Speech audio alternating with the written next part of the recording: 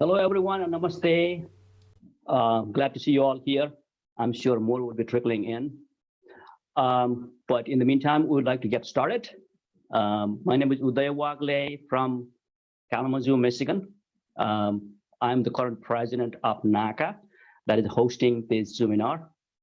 As the current president, I would like to thank you all for taking the time to join us on this Sunday morning, afternoon, evening, depending on where you are.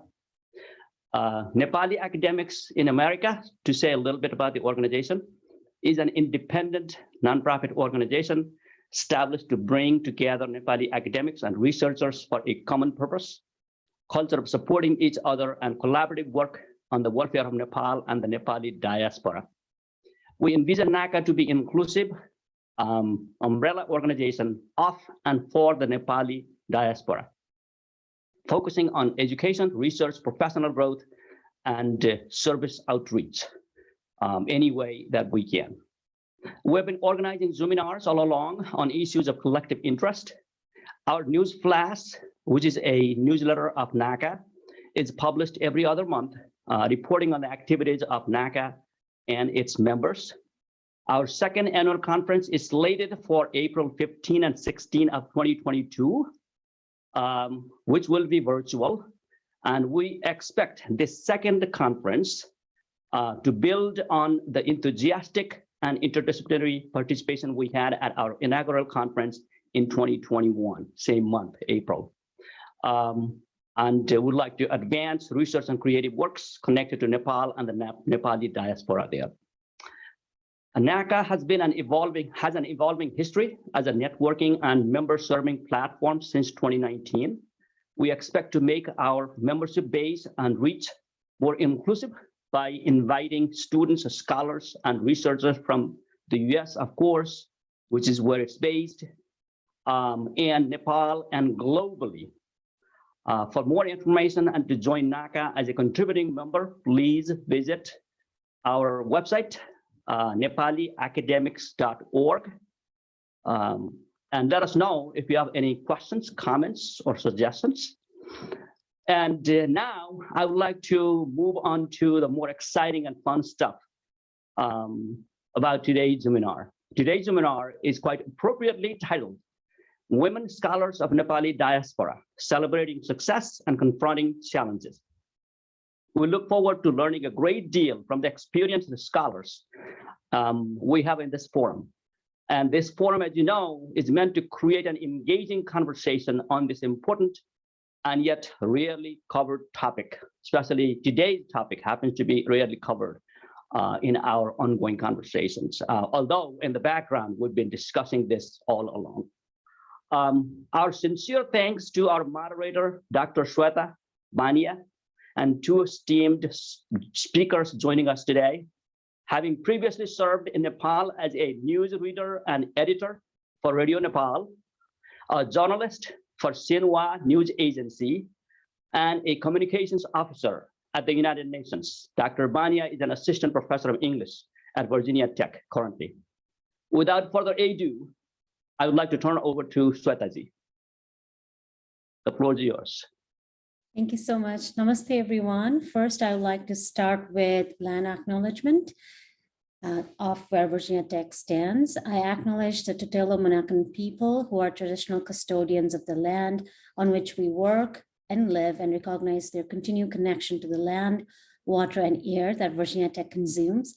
We pay respect to Tutelo Monacan nations and to their elders, past, present, and emerging. Welcome to our webinar, Women Scholars of Nepali Diaspora, Celebrating Success and Confronting Challenges. Thank you so much, Dr. Wagle, for my introduction. As the moderator of this program, thank you so much, everyone, for joining us today from multiple time zones and countries across the globe. Please feel free to drop your questions anytime by using the chat feature, and we'll take those questions at the end. This event, as you all know, will be recorded, and if you need closed captions, please let us know. Sarah Ahmed says, to build feminist dwellings, we need to dismantle what has already been assembled. We need to ask what it is we are against and what it is we are for, knowing full well that this we is not a foundation, but what we are working toward. In building our own feminist dwellings within academia in the US, we have moved beyond boundaries that have restricted us and specifically created barriers for us being born as Nepali women. Today, we are here to honor and to listen to the stories of struggle, strengths, and successes of two phenomenal, and when I say phenomenal, like literally phenomenal women, scholars of Nepali origin who have moved beyond the cultural expectations that marginalize and continue to burden us with historically non-feminist expectations of being a Nepali woman. Moving beyond such cultural expectations, we arrive at a space with our new identity as international students, PhD scholars, and professors, which are again challenged by new forms of oppressions, unspoken rules, and judgment. Hence, we are here to share stories of such challenges faced by our women scholars and who continue to move beyond those boundaries. And this webinar features Dr. Shanta Pandey and Dr. SHOBHA HAMAL GURING, who today will share us their trajectory as Nepali women academics, their feminist research and praxis, and end with some strategies for new academics, especially for women. I'm honored to introduce our first panelist, Dr. Shanta Pandey, who is professor at Boston College School of Social Work. She has been in academia for more than 3 decades and have dedicated her life and career in empowering and impacting lives of women and children, especially in South Asia. Her research examines the impact that policies and programs have on the most vulnerable populations in the United States and developing regions of South Asia. And likewise, I'm honored to introduce our second panelist, Dr. SHOBHA HAMAL GURING, Professor of Sociology and Women and Gender Studies, as well as Program Director of Southern Utah University's Nepal Study Program at the Southern Utah University. Like Dr. Pandey, Dr. Gurung has dedicated her entire life and career as an advocate of social justice and human rights who continues to empower South Asian women by documenting their lives and lived experiences and carving space for women in the field of gender, migration, and transnational studies. Now, without a delay, I would like to request each panelist to start us with a snapshot of the trajectory of their journey as an international student in the US, getting a PhD, and to your current position as professors here in the US. Why don't we start with Dr. Pandey first? Sweta, thank you so much for that beautiful introduction. It is such a joy for me to see so many women scholars and professors here in the United States of Nepali origin. I also want to thank Nepali academics in America for organizing this event and providing this format. So I'll start with how my journey began. So I arrived in Midwest in Cleveland, Ohio in 1984 with some experience of doing poverty alleviation work in Nepal. I was providing free milk, health clinic, and clothes in Gangabu. That was outskirts of Kathmandu Valley at the time. And then community development work in Gorkha, Mustang, and Magdi. The US economy when I arrived in the US was not doing that well. And an American investor by the name George Gilder had just put out a book called Wealth and Poverty. And in the book, he argued in favor of reducing the role of government in public welfare system. He had proposed shifting resources and power to investors so that the investors will invest and create more jobs, and that's how we'll help the poor. Reagan administration was influenced by Gilder's view, and the term trickle-down economics begins there. Reagan was re-elected. The year I came in 1984, in the November of that year, he was re-elected with a huge mandate to cut taxes, welfare benefits, and reduce women's access to reproductive health. Now, this also had implications for Nepal. You would think that the policies begin here. Before I left Nepal in 84, we were sort of getting ready to pass abortion, legalize abortion. There was a lot of steam and energy, that gets stymied all the way to 2002.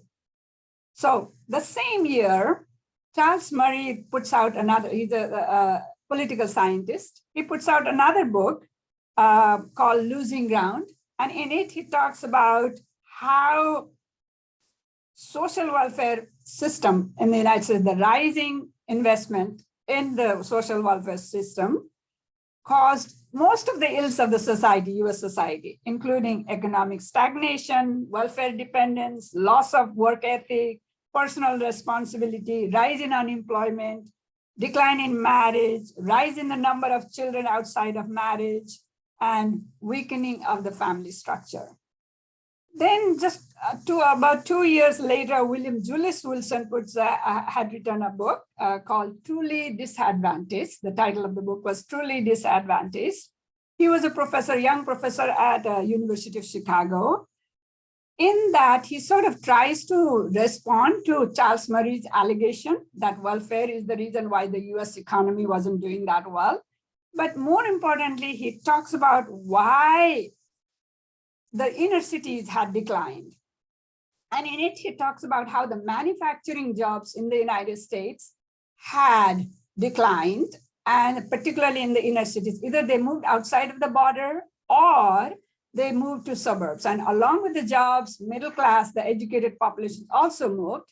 And what that happened was the people that were left behind in the inner cities were mostly women with children, elderly, and unemployed men. And so there's the high concentration of poverty in the inner cities, he says, had nothing to do with the rise in investment in welfare, but rather had to do with the economic restructuring. So you can imagine a 25-year-old female scholar has arrived in the US to study poverty. And these are some of the arguments that were happening. So as a result, what I did was I spent a lot of my time thinking about poverty in the United States. I spent a year, even after I finished my PhD, I spent a year trying to understand inner city poverty. And in Cleveland, we implemented a couple of studies. And in Cleveland, we found that several of Wilson's theory hypothesis held. For example, manufacturing jobs had declined in the cities, and but then we also found that the service sector jobs had been created. However, most of the jobs that were created required higher level of education. So people who lived in the suburb drove into cities, and the people who lived in the cities were not the ones who were being hired for those jobs. So there was this special mismatch that was happening. And so these experiences led me to join a faculty position at Washington University in St. Louis. And so I'm still very interested in US poverty. So in 1992-93, Clinton ran for president. And as a candidate, he had said, quote, "We want to end welfare as we know it." And so he kept his word. When he got elected, he kept his word, and he did end 60-year-old entitlement program called Aid to Families with Dependent Children, requiring mothers with children to find jobs. And so I launched 2 studies at the time, understanding how will women find jobs if they live in rural areas or in areas where there are no jobs. What kind of jobs will they find, and what will their survival strategies be?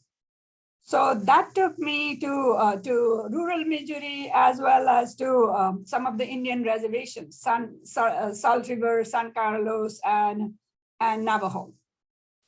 So long story short, what we found is that many of these women, if they found jobs, yes, welfare caseload did decline. Many of the women who found jobs were basically minimum wage jobs that didn't have benefits, and a high proportion of child poverty is maintained. Even today, we have 17% of children that live in poverty. So this is an area that I'm very passionate about.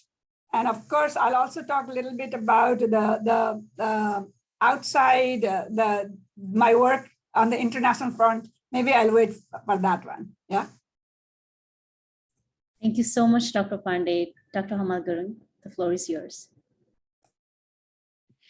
Okay, first of all, I would like to thank the organizer, moderator for putting this panel and giving us a platform to share our experience. So thank you so much.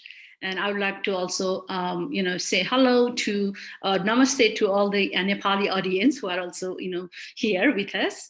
So I will start with a very brief, snapshot of my, educations and my current positions. So I started my graduate studies in early 90s as a non-traditional and international student. I was already a mother then, and I didn't do my undergraduate from here. So in 2003, I received my PhD in sociology from Northeastern University in Boston. And per my doctoral research, I did an ethnographic study of women carpet weavers in Nepal. And during my, field work, I actually lived in Nepal for about 3 years. Initially, I had gone to Nepal for 1 year, but, I had my son there. So I was, extending my, time there. And in between, I also did some consultancy job in Nepal. So I ended up staying there for about 4 years. So, and then my, dissertation committee members were like, are you coming back or are you going to quit? So I had that pressure. So I came back in 2001 and started to, write my dissertation, which I completed in 2003. And right after that, I took a teaching position at the University of Connecticut. And I was there as an assistant professor in residence, positions for 5 years. And in 2007, I took a tenure track position at Southern Utah University. And I was promoted to full professorship in the spring of 2020, right? The year everyone will, remember forever during the pandemic. So I'll stop here for now, and I'll be happy to, entertain your questions during Q&A if you would like to know more about my studies and current positions. Thank you so much, both of you. I know both of your work has been exceptional in creating space for marginalized communities, and especially women of South Asian origin in the US.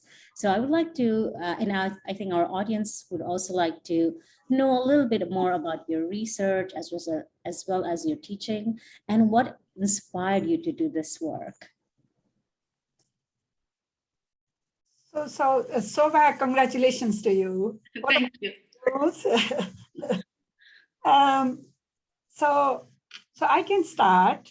One of the most important recommendations of the first conference on women in Mexico in 1975 was to collect data by gender, because we wanted to understand the status of women, and we wanted to use these data not only to advance the status of women, but also to change attitudes toward women's work, worth, and responsibilities. During that subsequent decade, scholars from around the world, this is all over the world, they began collecting data on women, on work by gender. And so for example, let me just give you an example. In early 1980s, Dr. Meena Acharya and Lynn Minette had produced 8 volumes of reports documenting the status of women in Nepal. The report basically highlighted that women worked more hours than men and that their work was mostly unpaid. So these data are invaluable in documenting gender-based disparities across the economy. To bring about change, what we need is data and evidence. It matters. We need that. So I have been monitoring how women are faring as a result of United Nations Millennium Development Goals and Sustainable Development Goals. By looking at some of these survey data that countries are producing, demographic health survey data that countries have been, countries around the world, almost 90 90 plus countries have been putting out. And in Nepal, for example, we found that 78% of the women who had given birth in the past 5 years were married before age 20. I'm just going to take one example of child marriage today, which happens to be a very important topic for me. And so they were married before, nearly 78% were married before they attained 20 years of age, which is the legal age of marriage in Nepal, okay? 1/2 of them were married before age 18, and a third, now remember this, 1/3 of them were married by the time they were 15 years of age. These women married as children have higher risk of experiencing both neonatal death as well as under 5 child deaths if they become pregnant.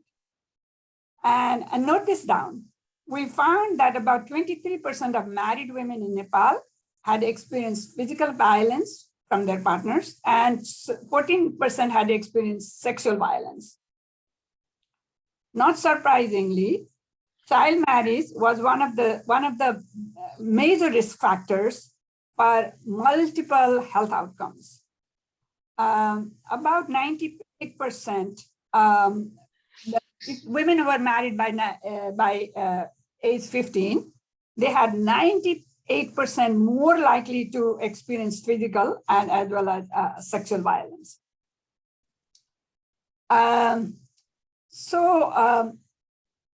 If we could only reduce, if we could somehow eliminate child marriage, we will be able to reduce violence against them by half.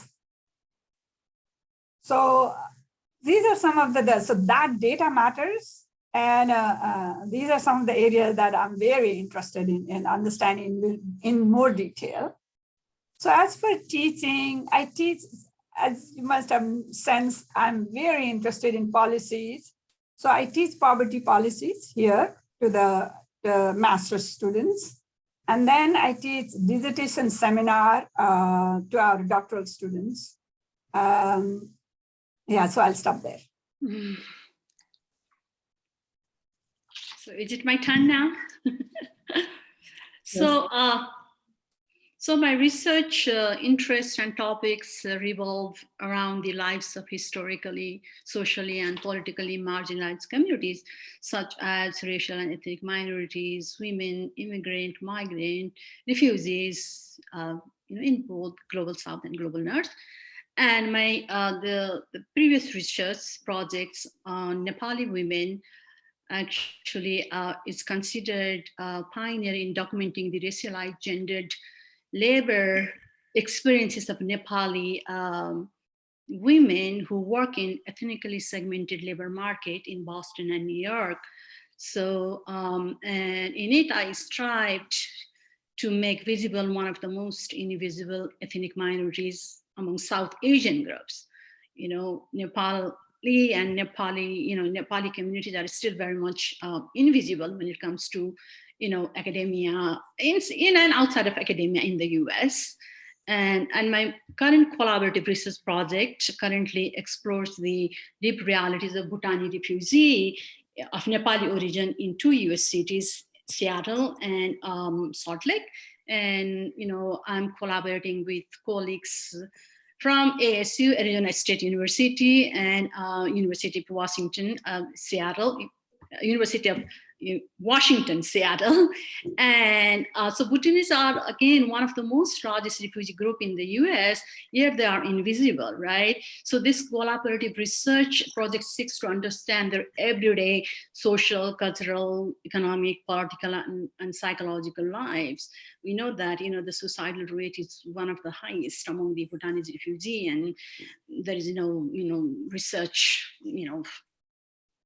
scholarly research done in this particular area. So that's why, I'm very, very, interested in this particular research project. So in terms of my teaching, my areas of teaching include gendered, racialized, gendered labor.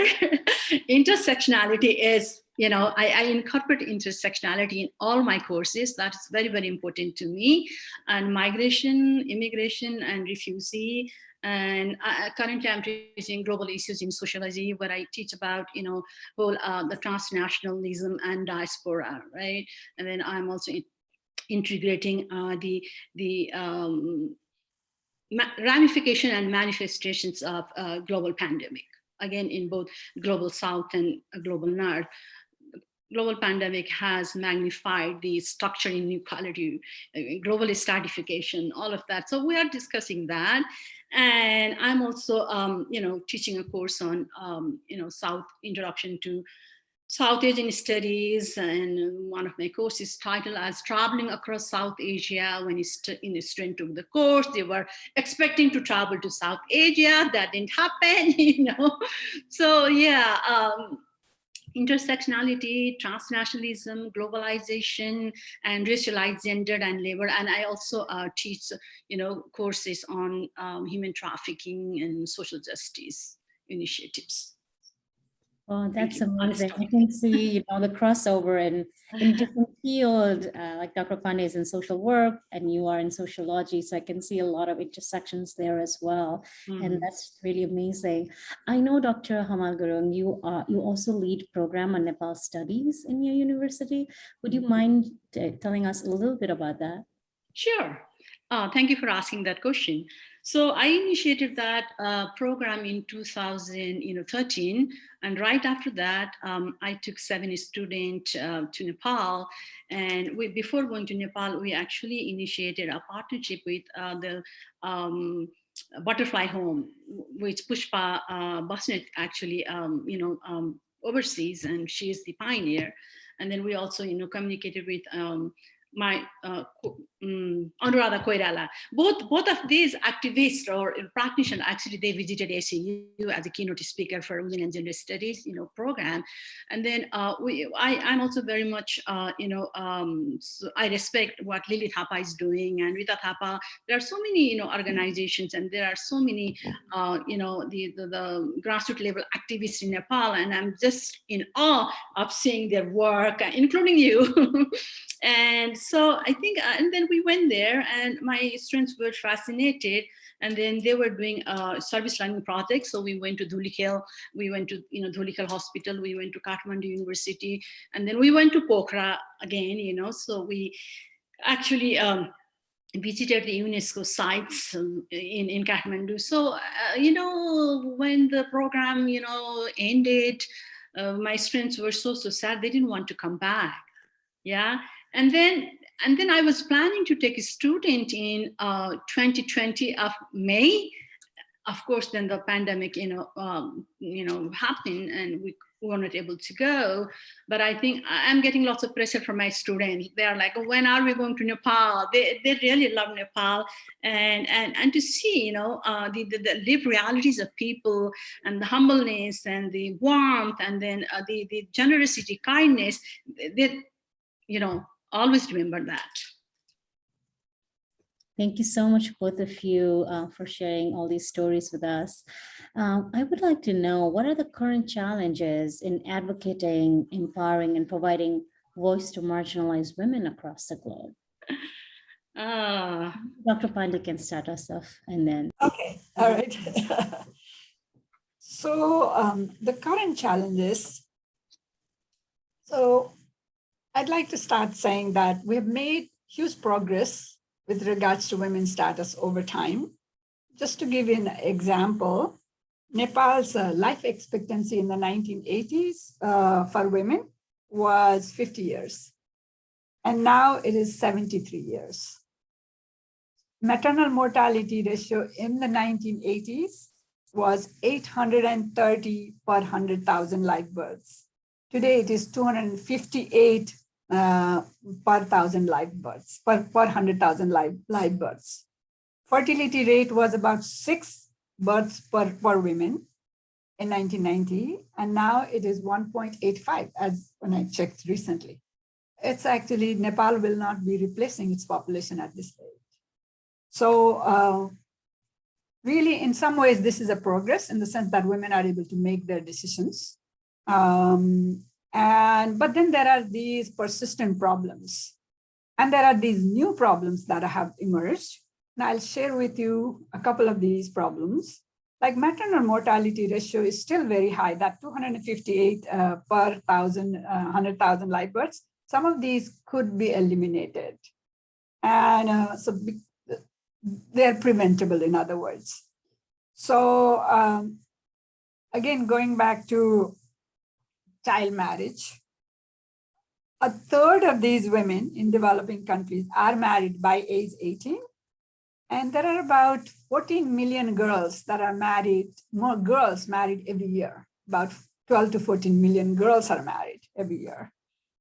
There are 60 million women, girls, as already married and living in married wives, right? Southern Asia, India, Nepal, Bangladesh, this area has a high concentration of child brides, very high concentration. Between 50 to 70% of the girls are married before age 18. So child marriage is a serious public health concern because of its link to a host of health, maternal and child health issues. They're more likely to have depression. They're more likely to have deep preterm births that I mentioned earlier, child mortalities, intimate partner violence, and they lose their childhood. They're not able to enjoy their education and enjoy their childhood. So marriage before age 18 is a violation, is a violation of human rights as well as child rights. So how do we go about eliminating child marriage? It is connected to poverty, social norms, and expectations. And many developing countries, including Nepal, do have laws that prohibit child marriage if you follow the law. But most people are not following these laws. And indeed, you might find that child marriage is also there in the US. We are right now here in Massachusetts where we have a bill at the Senate and the House to eliminate child marriage unconditionally. And I'd like to see that all over in the world, to eliminate child marriage unconditionally in any part of the world. So this is one of the issue that we can, it's a low-hanging fruit that we can fight, and we can actually make an impact on the lives of women in the long run in many ways. Another issue that has emerged, these are new issues. So the divorce rate has been rising and single motherhood has also been rising. But the policies have not kept up to respond to these new needs of women who are trying to work, were trying to be breadwinners as well as care providers. Then there is another issue that's emerging, that's gender imbalance, where sex selection has contributed to about 57 million more men than women in the world. And there's this high concentration of that in India and China, for example. So, but the issue is that when you have situations of this nature, it creates other problems. For example, Vietnam is losing about 100,000 brides to these other countries, Taiwan, China, and other neighboring countries, brides. And these brides, when they arrive in these new places, new countries, they have a higher risk for being experiencing domestic violence, as well as they don't necessarily have the rights that their native women have. So these are problems that we need to address globally. And then, of course, in Nepal, I've been noticing that there's a sizable migration of, migration used to be men's issues for labor, but now women are also migrating. And Shobha, that's your area.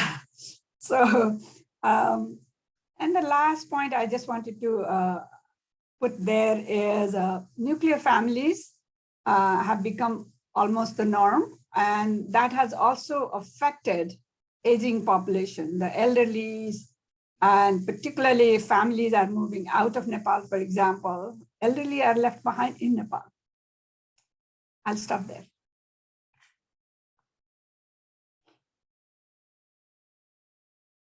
Dr. Hamal, you're muted. I heard this is the most popular term used during the pandemic. You are muted. So what I was telling was, Dr. Pandey, you have covered many of the issues that I was going to also share. But just to, I'm going to talk, the things that you have not sort of, highlighted. So I think we are looking into this in my, current global issues class. We are looking into the global power structure and the patriarchal, the ideologies and norms and, the values rooted in our, social institutions and political institutions and economic institutions, all of that. And currently, especially now, we are witnessing the right wing, nationalism, which is dismantling democratic institution. And I mean, and the ramification, we are witnessing the ramification here in the US, the whole debate about the Rose and Wade, right?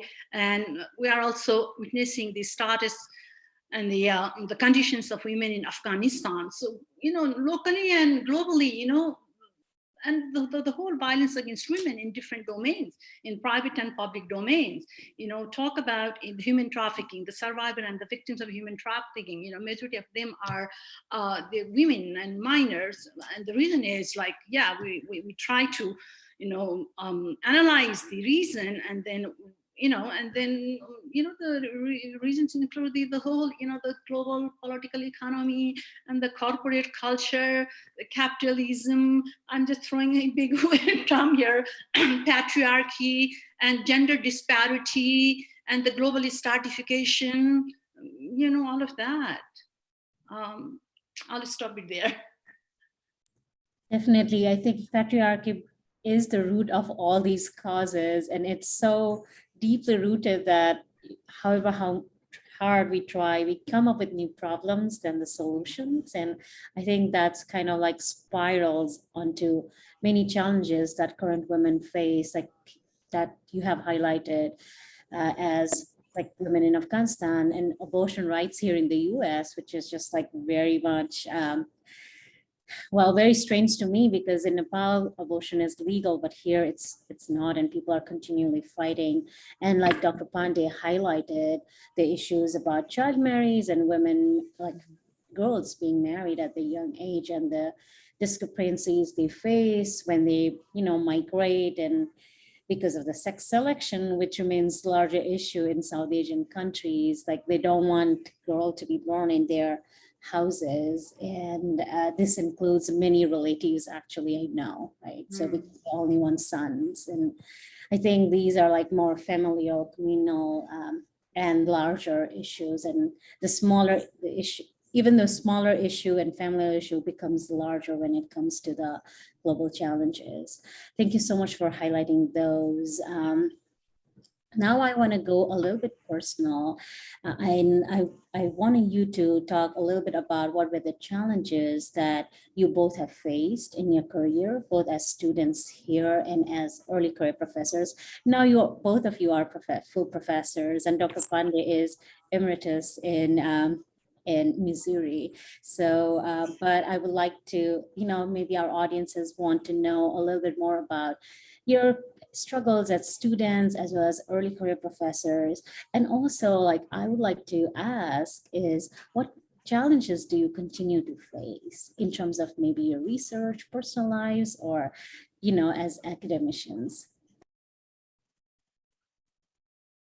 So when I came to the US, as a graduate student, my challenges were making sure that I had enough funds to support my education.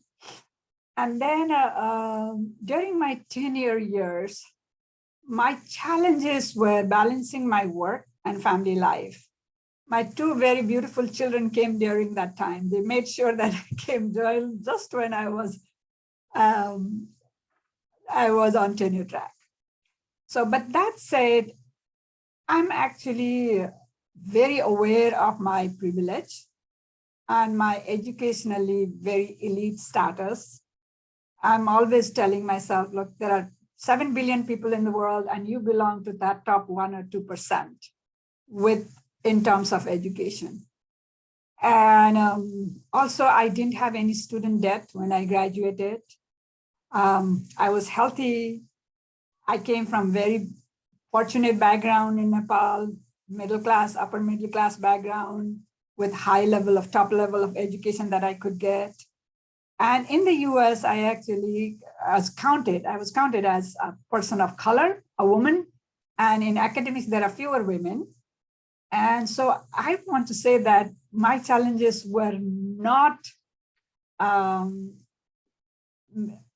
more than any other challenges that other women in the US in the academics faced. Thank you so much, Dr. Guru.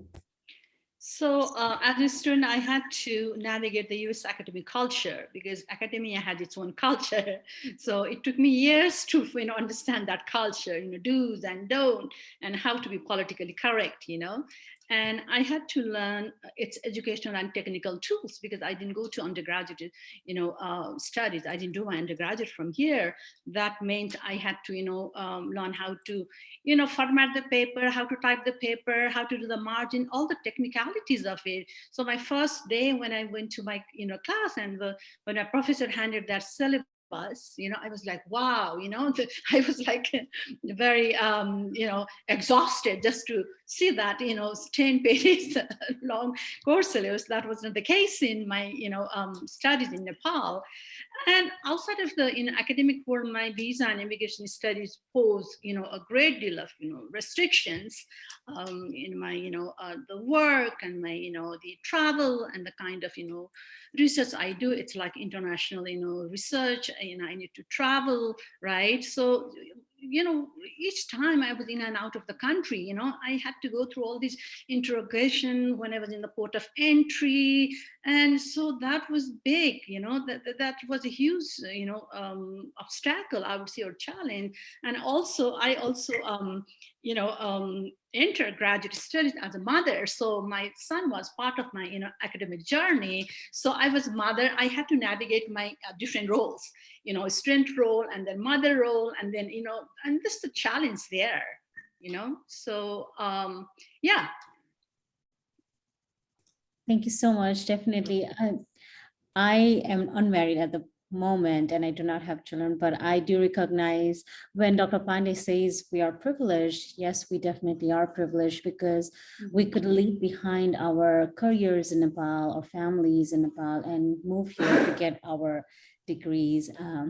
And also, like you mentioned, Dr. Hamal, that the challenges that we face because of the paperwork and not being able to write in the class and trying to be the best we can in our graduate courses. I actually resonate with all those sentiments. Thank you so much for sharing that with us. I also have one comment. It's like what, Dr. Pandey, had shared, I learned that I am a woman of color in the US. I became a woman of color when I came to US. So it's very interesting, when I'm in and out of in the US and from Nepal, how the identity, shift.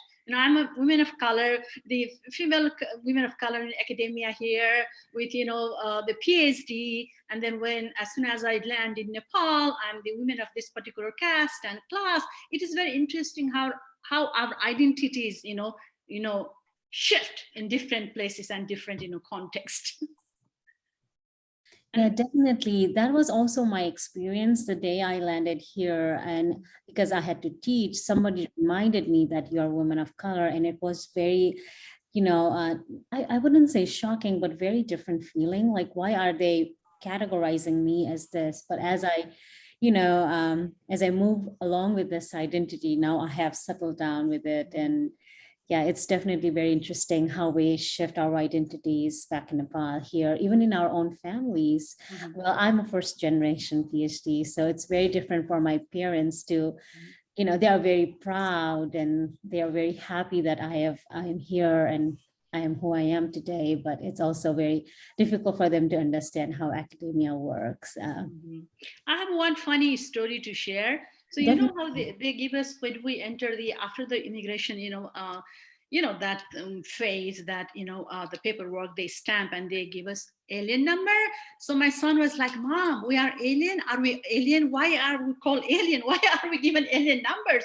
And that was a very, naive, kind of very innocent question. But, that question remained with me forever. It's alien number. I don't know. I'm still, I still have problem with that alien, that term. Definitely. You know, I recently got my permanent residency now, and I tweeted that I'm no longer an alien. I'm the new immigrant here. Right. Well, I want to move on to, last few questions that I had. If there were one or two things that you would want to tell your younger self, what would that be? And we can start with Dr. Pandey. Find ways to balance your family and work. Mhm. I would have liked to see that being more balanced. And as a junior professor, I was working so much harder and it was a challenge. I didn't have my family here, so I had to take care of my children while I was coming up for tenure. So that part, I wish I understood that it was going to be okay. I didn't have to work as hard as I did. I would have probably made it fine. So balancing, I would say, enjoy your life a little more. What about you, Dr. Guru? Yeah, along the same line, I would tell myself to have time to explore other interests and facets, right?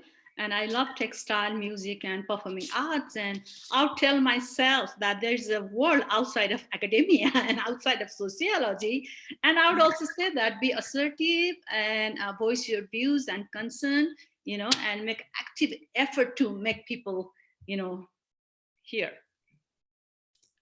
Thank you. As a young academic, I resonate all those feelings, but I don't think I can move out of not pressurizing myself to do the best I can, and it's very difficult not to work, and I think it's very difficult for me to relax and not to think about work 24/7. Well, that leads me to my last question, that can you share some strategies? I know you already shared for new academics or prospective graduate students, especially from marginalized communities within Nepal who want to come here. And so here are my suggestions. If you are a doctoral student, choose your discipline of study carefully based on your interest. What are you good at? What is it that when you do, you lose track of time?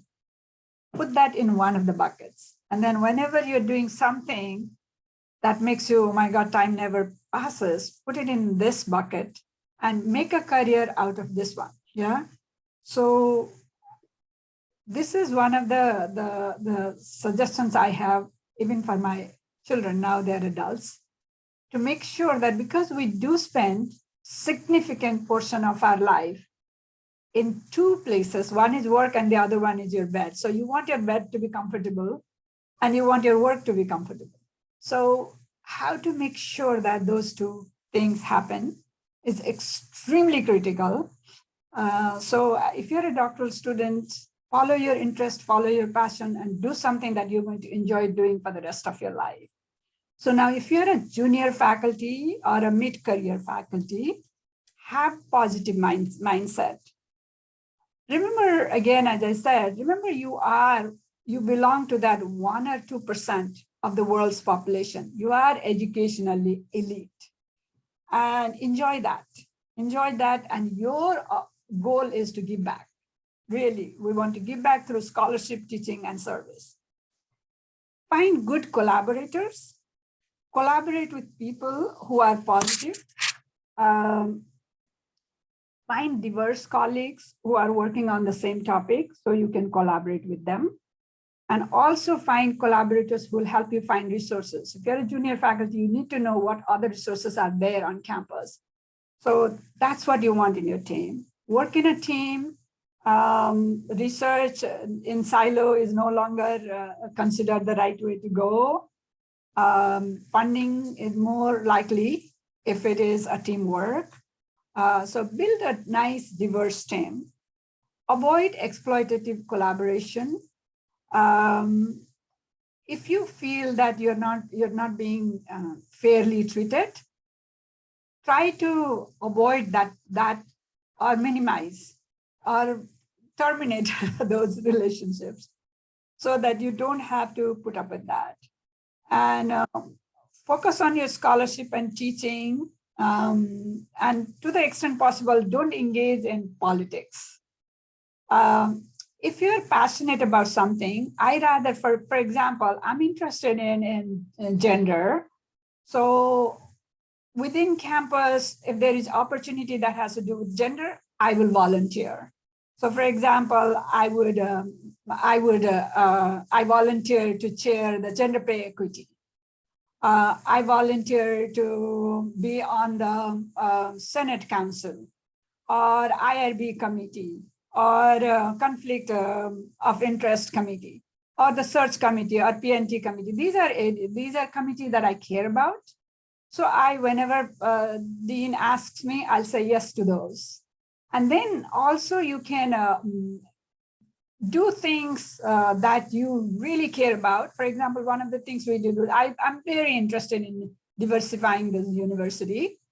And so one of the things that we did was to write a small grant to the provost's office to find funding so that we could bring diverse potential candidates on campus to show what we have on campus so that they might be interested down the road in applying for jobs that are open on campus, right? So that kind of thing.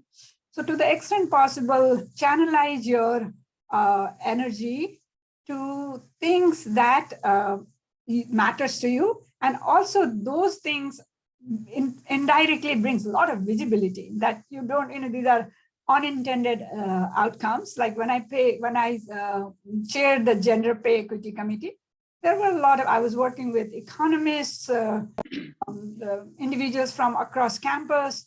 So there was a lot of visibility that people, I got to know my chancellor very well, all those. So, and then don't be modest. We are modest, South Asian women, and promote yourself.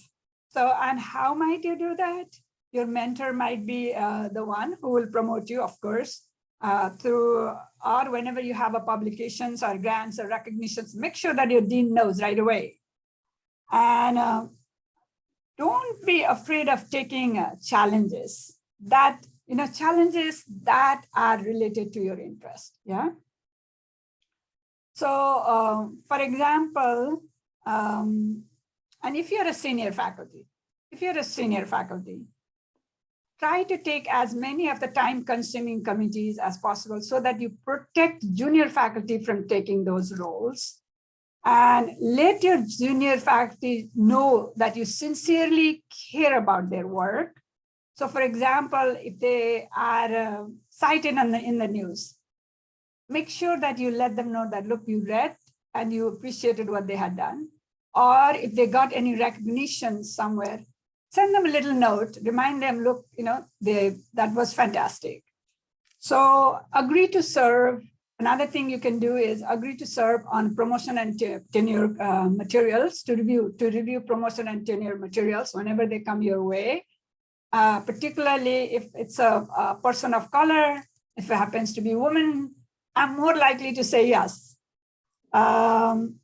Be sensitive to the need of the junior faculty who are trying to juggle between work and childcare. So try not to have meetings early in the morning or late in the afternoon when they have to go pick up their children, or on weekends, for example. And also don't send work-related emails on weekends. Help junior faculty balance research and teaching. So yeah, and then have a rested family life. Thank you so much, Dr. Pandey. How about Dr. Gurung? Well, I echo what Dr. Pandey has shared. All of I wholeheartedly agree with your suggestion and your, the input there. I'll add that network, expand your network. And again, don't be shy in reaching out to the right people, right professor, right researcher, right mentor. and have multiple support groups in different, domains, right? Academic, support group, non-academic support group, your, the community support group, because you need people to discuss different, kind of issues, right? And I would suggest to have multiple support groups and be proactive and don't be shy. And Dr. Pandey has very well, captured all the, suggestions. Thank you so much. She made my job easy. I think we need that in a written form so that we can print it out and paste it in our office. So that we can look at those whenever we feel, whenever we have to say no to any committees or, whenever we. Yeah, those were really great lists. Thank you so much, both of you. Now I want to open floor for questions and answers. I can see there are 3 questions. Maybe I'll ask them to you. So there is one that asks, domestic violence is severe in Nepal, other different types of violences. We are seeing the increased rate of rapes and killings these days. What are your thoughts on this situation? And anyone. I think I'll just respond to that. We're just discussing about this because this is also the time of 16 days of, activism. So where we are, the people are wearing the orange, right?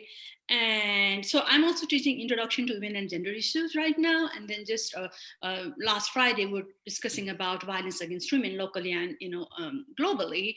And this rate is, alarming. Even here in the US, since I moved to Utah, the data is 1 in 3 women will experience, domestic violence in their lifetime, right? And 1 in 2 women will experience the sexual assault. And it's very interesting that pandemic has actually increased the violence against women, locally and nationally and globally also. And there are different interpretation and explanation of that. So again, I would say that I think the gender disparity and gender-based, exploitation and gender-based, policies, legal policies, social policies, and even the cultural and the norms and values. I think these are, contributing factor. And then these, and the whole thing is about unequal power relation, right? Unequal power relation in different, contexts. I think we need to look into the system. We need to address the systemic, gender-based, inequalities, disparities, and exploitations to address this. This is a global. I don't want to dismiss the violence against women case in Nepal, but it is everywhere, right? And the reason, and we need to ask ourselves why. Despite all these initiatives, despite all this awareness, despite all this conversation on, national, international level, I mean, UN Women has done so much work on this. Nonetheless, the violence against women is, both in private and public, spaces, right? There's a state level violence. I mean, talk about, again, the Aberson, right? Every day in the morning when I, listen to my NPR, the whole Rose versus Wade, what is that, right? I mean, the state level violence, and then I would stop it there. I would like Dr. Pandey address this. Shobha, you are on target. You covered it so beautifully. It definitely has to do with power dynamics. And we need to start there, and we need to stop these nuisance. So definitely there's a lot of work that needs to be done, and it needs to be applied community-based work. Yeah, definitely. And this is also the week of 16-day activism. Again, it's the violence against women. So I think that's a very good question. Thank you so much for asking that. There is Dr. Niti Ariel Khanal's question. Do you want to unmute yourself and ask that question by yourself?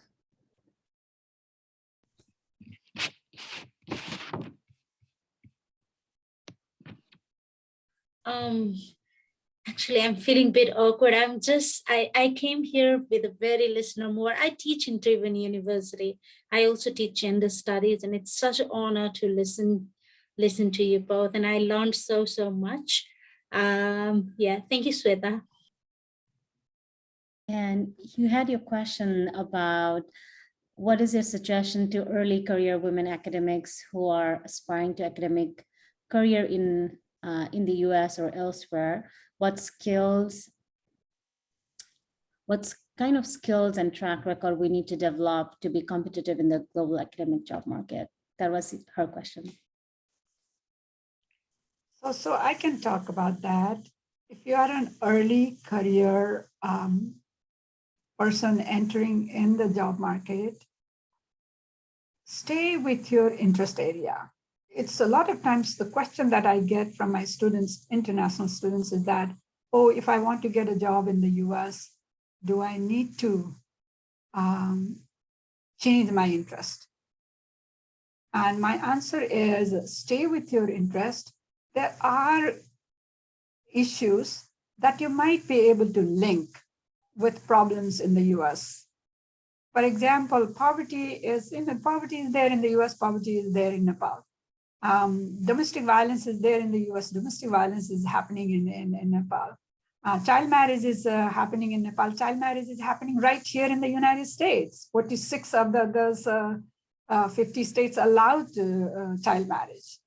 So what you want to do is you want to cast yourself, stay with your interest area, and then say, as a case in point, let me tell you a little bit about what's happening in Nepal, for example. Maybe that's where you have data right now from. But you can say that, look, it has relevance in the United States. So, or it has relevance globally. So then it becomes, people can relate to that and stay with that topic and go deeper into that topic as you are transitioning from your PhD program to your tenure track position. And then, as I said earlier, find people who care about you. Find your team who sincerely is interested in your well-being. And in most instances, it's a two-way process. You are also going to have to create that space. So, and the way to do that is, as I said earlier, don't get into petty politics. Because especially, I'll give you the reason why. If you're on tenure track, you're there for next 4 or 5 years, right? 6 years. And so you're still on the job market. The way you want to think about is that 5 years from now, the year I'm going to go up for tenure, I'm also going to go on the job market. So that means next 5 years or 6 years, you're going to work really, really hard to prepare yourself to be competitive nationally or internationally, right? So that's your focus. Your focus is on the scholarship. Your focus is on teaching. Your focus is on service.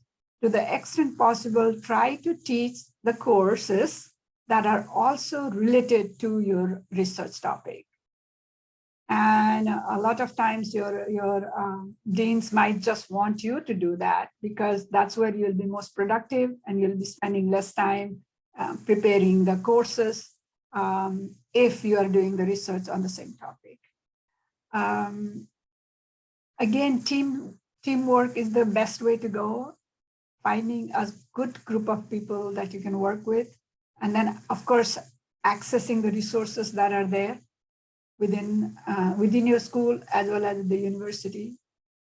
Those will be the, again, remember this.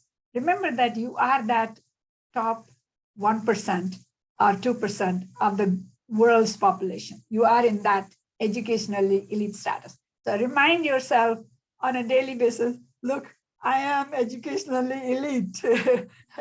So I have a responsibility to give back.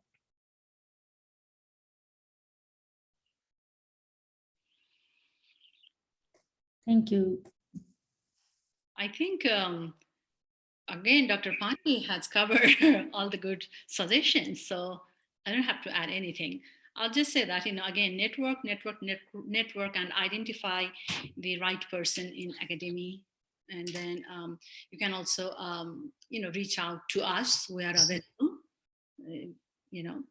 This is not one platform to have kind of engagement. Dr. Pandey and I will be happy to share our contact info. and all other academicians who are attending today, who are joining us today. Thank you so much. I can see a question that is related to the similar question that was asked before by Dr. Abhilasha Shrestha, who is here today. So as a junior faculty, how can we recognize when one is in such position?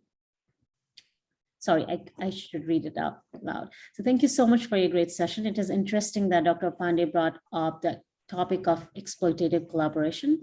As a junior faculty, how can one recognize when one is in such position and how to say no to such collaboration? Again, as a junior faculty, it is difficult to turn down such opportunities. So I think that's a great question that can be followed up. Yeah, so let me give you, I had a doctoral student ask me recently. So she is working on this amazing project, which she has, she thinks she has some very good ideas that she would like to get published. But then she really feels that the person who is in her orbit, she feels the other person would like to be the lead author. And so one of the things you want to avoid in a situation like this, the project has already advanced. And my suggestion to my doctoral students is that have that decided in the beginning, not at the end. Yeah. So not when the paper is almost about to go out, who's going to be first author. You're going to discuss in the beginning itself saying, look, this is an idea I have and I would like to lead it. Who wants to join me? So go with that confidence and say, would anybody like to join me? This is what I'm doing. And also, or you can say, I already have this idea developed. Would anybody be interested in being second author or third author? Have that conversation in the beginning, not in the middle, not late in the game. But there are situations where some people are just not as collaborative. And if you feel that, you do not have to take on more projects with the same person.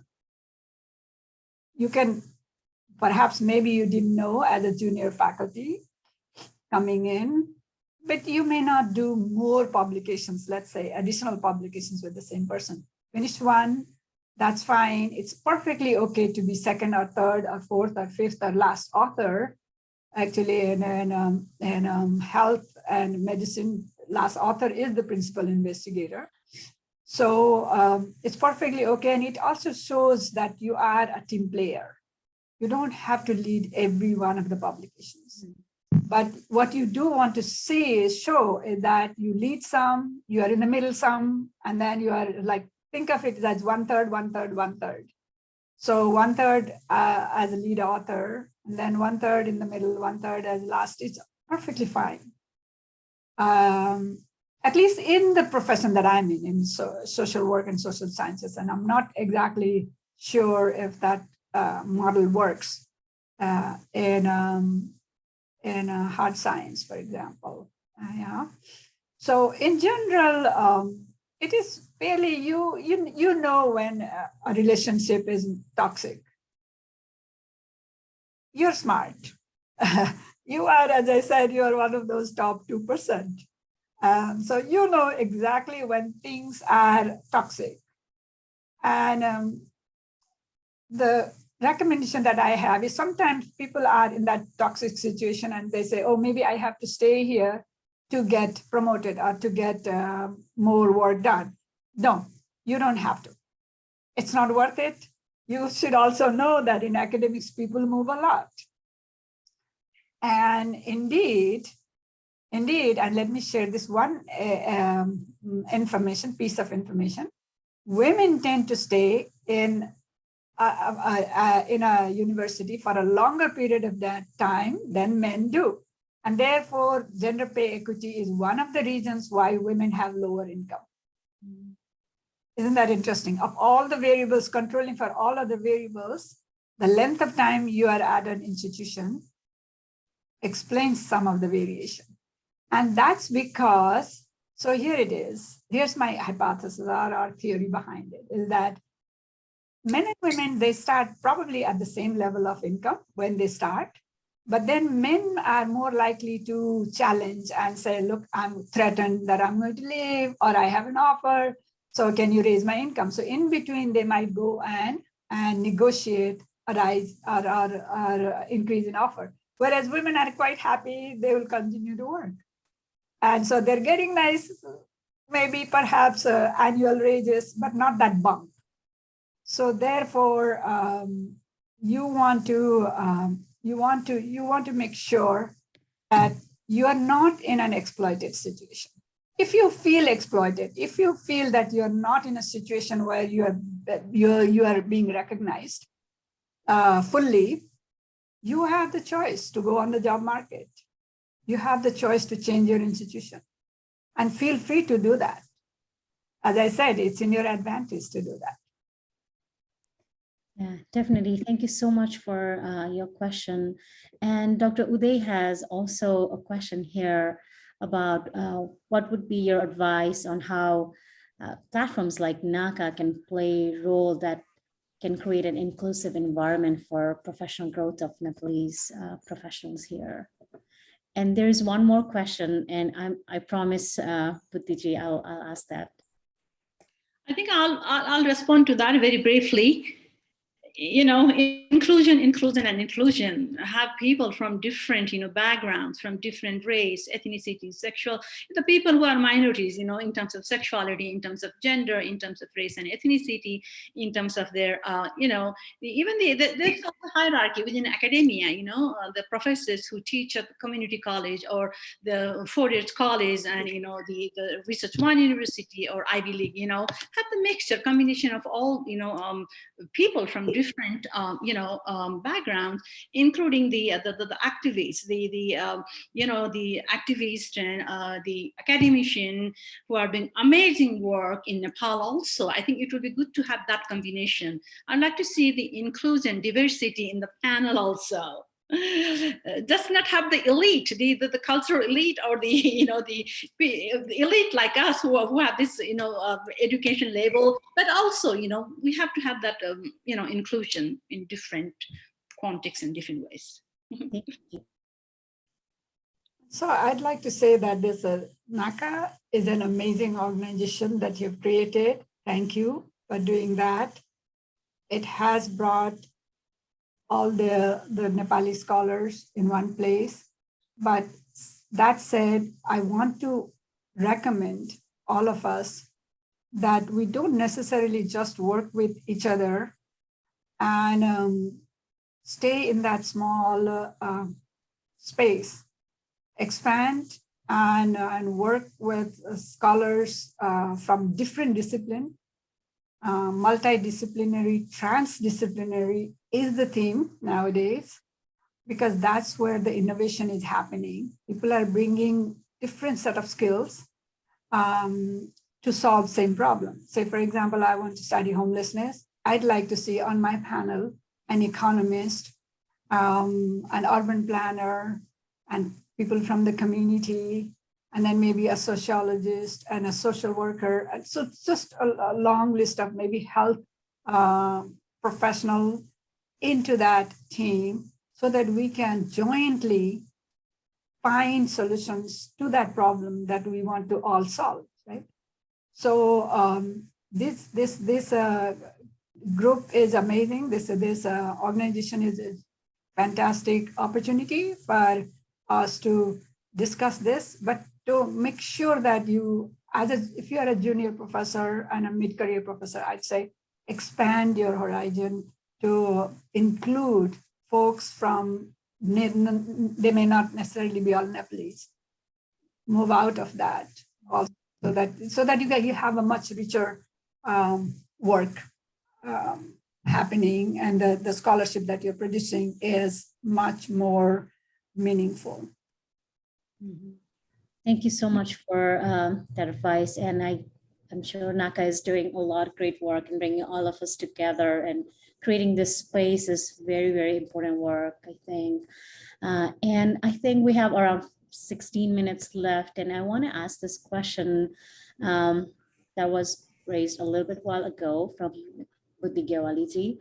Do you think Nepal has been doing pretty well in women's reproductive rights compared to what we have seen in the US? Roe versus Wade verdict is at stake now at the Supreme Court. Pro-life, pro-choice rhetoric has become part of presidential elections and public rallies and news here, but not in Nepalese election or public forum. I'm wondering if there is any recent research data on how Nepal is doing on its impact on quality of life and easy and safe access for women who intend to use this service in rural areas. I believe birth rate data vary significantly between urban and rural areas. So I think the question was if the reproductive rights in Nepal and here, what are the differences between the discourses about reproductive rights here in the US and in Nepal? If I'm asking your questions correctly. I would say if we look into the current political climate in the US, I would say in general, women have that, decision making in Nepal, right? But I don't want to put all women in one category in Nepal also, because there are rural women, and women in urban areas and women experiences and women's, again, the opportunities and privilege are also very much, sort of, affected by their positionality, right? Their educations, their social class, all of that.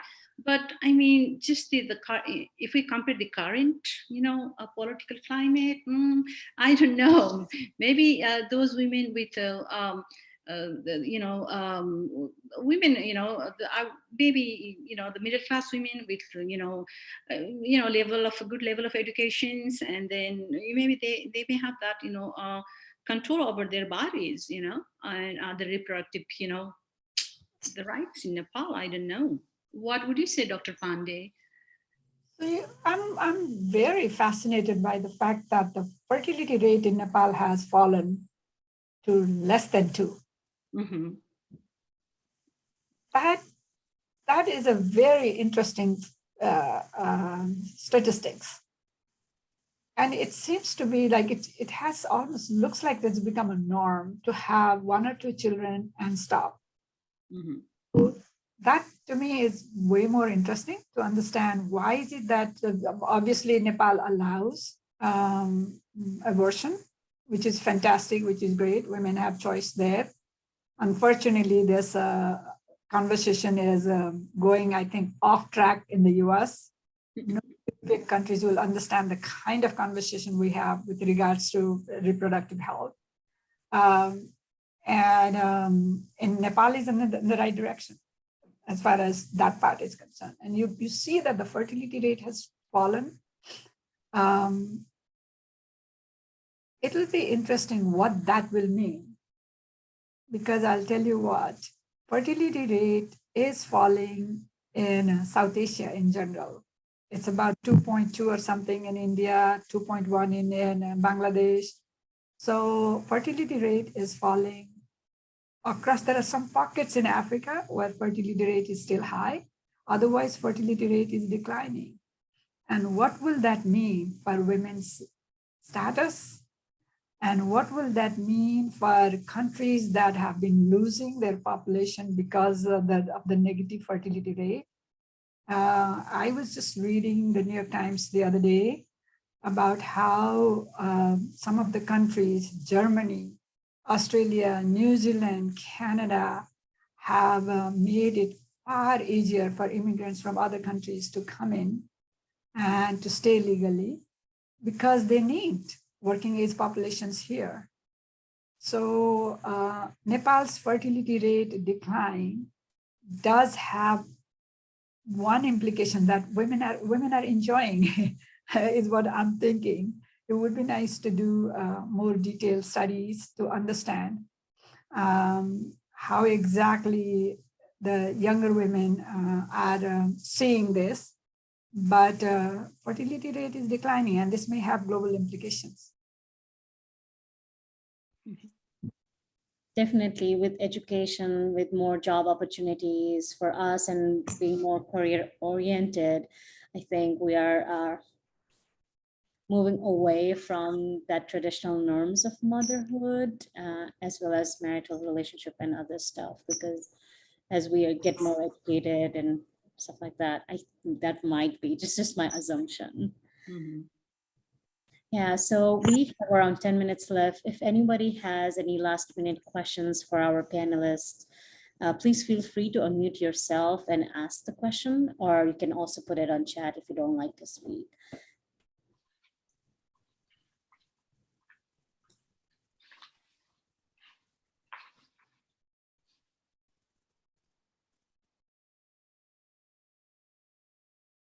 I just wanted to say that thank you so much for organizing this. Sweta, thank you so much for your wonderful, wonderful moderation here. And Shobha, such a delight to meet you. Likewise.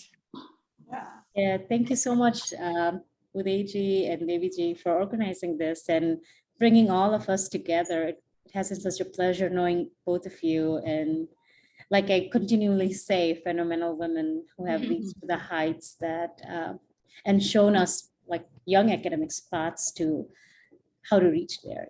It's just very inspiring. Sweta, can I take a few minutes? Because Yeah. I completely forgot to discuss my current challenges. So, and I have some bullet, notes here. So I just want to share that I'm at a teaching institution with a 4/4 teaching load. And I'm also a scholar, and I love to do, research. I like qualitative ethnographic work, and it's very challenging to find time for scholarly activities. And the pandemic, the pandemic has posed so much challenges. I'm constantly shifting my in the courses, my teaching pedagogies, and then I'm trying to learn different teaching modalities in the, also in the, I don't know if we can say post-pandemic. Is it post-pandemic? I'm not sure. It's not, right? Now we're learning all these new, variants. And I'm also constantly navigating innovative and engaging teaching pedagogies for online and remote teaching, because, when I teach online courses, I see my student and they just mute themselves and they don't, they are there. I see their name and I feel like I'm just literally looking at a blank, computer. So I think those are my current challenges, how to, find a balance between my teaching and, the scholarly activities, and then, how to constantly, come up with, the innovative and engaging courses for online and remote teaching. Those are two, major challenges for now. Yeah, definitely. And both of you are what I would like to call scholar activists, because you try to uplift a lot of women. And it's a very challenging work to continue that through the research and also balance your teaching life and, collect those stories, collect all these data, specifically qualitative data, which takes a lot of time. Mm-hmm. Yeah. And sorry, I would also like to thank NACA and the other organizer, including our fantastic moderator and Dr. Pandey. It is an honor to be with you together in this panel. Thank you so much. Boston is my home, that's my home. That's where I went to graduate school, and I consider Boston, as my home all the time. So I'll come back to Boston. You have a place to stay. Thank you. Thank you. And Boston is my mama god. Oh, great. There you go. Do come to Mamagar. Yeah. Definitely. You definitely. So I live very close to Boston College in Chestnut Hill. Oh, that's a fantastic area. And so it's very easily accessible by metro as well as otherwise. So do come. Yeah, I would also like to thank NACA for organizing this panel. And I'm just so honored that I'm here moderating this panel of two phenomenal women scholars whom I look up to and whom I would want to become. I would want to become like you two someday. Thank you so much. And Katie, would you like to close? Okay. What a great panel there. There are so many different aspects of the challenges that we have, and we've come a long way in many cases, and being able to reflect on our experiences and then talk about all the challenges that we have going forward. And hearing about that directly from women scholars, it's been very encouraging, very educational. Thank you very much. Great work, appreciate. And I would like you to consider getting involved in more of these kinds of activities in future, as well as to join us as a contributing member, as a formal member, because it's one thing to say, yes, it's a great work, it's a great cause, let's move on with this, but at the same time, we need people. So it's important that we have people like you who can reflect on your experiences and perhaps guide the future generation of scholars out there. So as I mentioned in the intro, we are going to be expanding our organization, including the membership base, to include students and scholars from other countries and so on, and would like to have more inclusive community here. And we have tried to address that issue through all kinds of activities that we can, including conferences and so on. But it's a challenge. It's an ongoing challenge for us. And until and unless people do volunteer, people do participate in some way, it just remains a challenge. And so it's important to come forward, to contribute, to do your part perhaps. And so I would encourage you to think about joining us as a formal member, and then moving ahead as a united front and resource for everyone else, including ourselves. We can learn a thing or two. We can have our visibility in the community, especially in the Nepali community. So it's a great resource for all of us. Thank you very much. A great event. Thank you, Dr. Shweta Bania, for doing an amazing job of moderating. I know how it is. It's very challenging because you are under pressure about what to ask from your own. That's going to be valuable for everybody here. And then how to moderate all the questions that are coming out there or not coming from there. So it's a major challenge. And thank you, Dr. Pandey, and thank you, Dr. Hamal Gurung. Really appreciate it. So this formal part of the event is now complete. And so if you'd like to stay here a little while, we'd be happy to engage in some kind of social process. Thank you. Goodbye. Thank you. Thank you, everyone. Thank you.